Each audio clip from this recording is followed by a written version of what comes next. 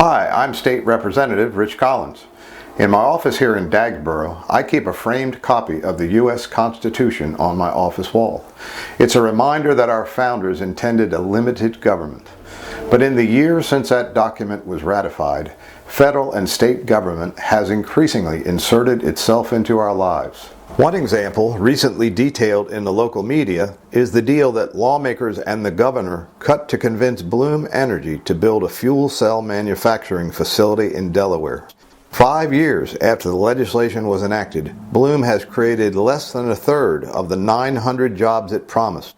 Meanwhile, Delmarva Power ratepayers have collectively paid more than $120 million in surcharges tied to the pact. Another larger example of government intrusion is the Federal Affordable Care Act, which has created an unsettled health care situation for countless Americans. A study by the RAND Corporation found that while nearly 23 million citizens did gain coverage under the law, about 6 million lost their insurance. Premiums have gone up repeatedly for everyone. It is not just laws that are eroding our ability to control our own lives.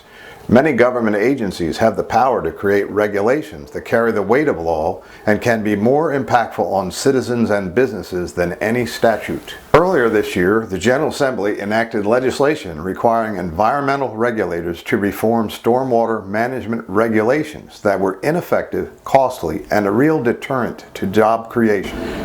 It took lawsuits by private citizens and action by a bipartisan coalition of lawmakers and business officials to get regulators to make the needed changes. This case was the exception. Once regulations are in place, it's difficult to get them changed. We need more legislative oversight of the regulatory process, giving Delawareans more input and clout on state agencies' rulemaking authority. Government should not be in the business of creating winners and losers.